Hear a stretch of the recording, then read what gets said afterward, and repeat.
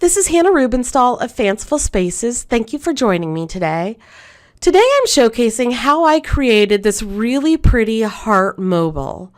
I am using the 3D faceted heart die set by Tim Holtz and Sizzix. For my mobile, I used the smaller of the two dies, but for the video today, I'm using the larger one just because it's a larger and it allows me to showcase what I am doing for you. I am using the Curious Metallic cardstock. The color is Poison Ivory from cutcardstock.com. There's a pretty shimmer and sheen to this paper, excuse me. I believe it has mica in the materials, so it just really radiates warm color through it. I die cut a whole bunch, like 84 hearts, I believe it was. And I built them all using some Nouveau Deluxe adhesive, which is my favorite adhesive. You saw me earlier, I was using an adhesive eraser, and that helps remove any marks that happen when I'm running it through my die cutting machine, any adhesive from washi tape that I had used to hold down previous pieces of paper. It's a really good way of just cleaning up your cut after your paper after you've cut it.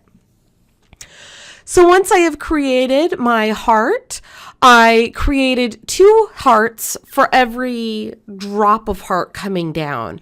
So I did 6 hearts deep. And so then I had to create 12 hearts for every color that I wanted to use.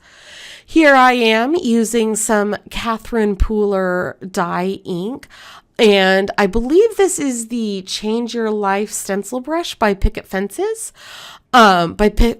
Studios. It's my first time using them, and I apologize that some of my work is off screen, but I absolutely loved using this. And the reason is that the platform for it is relatively small. I could control where it placed my color, my ink as it were, really, really well.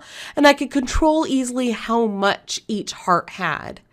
So here I have 2 hearts, and I am going to sandwich them together using some more Nouveau Deluxe adhesive, and I'm running a string of invisible thread in between each one. And every green heart now, every set of green hearts will be glued onto the same invisible thread, and I'm going to place a gemstone in between each one. And that gemstone, when it's all said and done, is going to be adhered in the center of that invisible thread using some E6000 glue. It'll hold it on really, really well. I used a little toothpick to apply it, and it just worked perfectly and dried really quickly. Once I get my hearts to be nice and firm, I'm going to go around the perimeter of my hearts with some Nouveau crystal drops or gem drops or jewel drops, whatever you have. There is a twofold reason behind my using the drops. One, because the Nouveau drops will adhere my glitter that I'm going to be using next. And 2, any place where I miss having any glitter, you'll still see that basic color through. So it's just like an extra secure step to make sure that this project looks as seamless and nice as I want it to look. Here we go. I showed how I got my gem on there in between 2 hearts, and then I'm just going to go along the perimeter. So I did 6 green hearts, 6 hearts of every color. That meant that I needed to do a total of 12 hearts for every color. And I tied that off to a small dowel. I think it's 3/8 of an inch, maybe 1/4 of an inch, that I had painted white, and then I used some shimmery goodness from the Crafter's Workshop to finish off that stick, to make it continue the pearlescent look that I had.